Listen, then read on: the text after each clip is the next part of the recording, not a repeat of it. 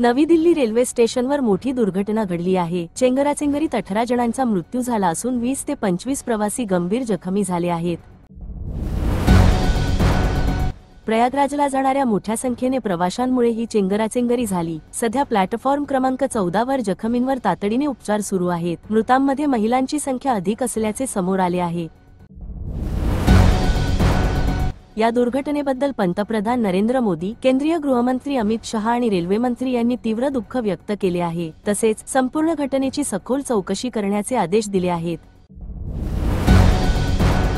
दिल्लीच्या नव्या मुख्यमंत्री निवडीसाठी हालचाली वेग घेत आहेत। केंद्रीय निरीक्षकांची घोषणा आज होण्याची शक्यता असून भाजप विधिमंडळ पक्षाच्या बैठकीपूर्वी जे.पी. नड्डा आणि अमित शहा पंतप्रधान मोदींची भेट घेऊ शकतात।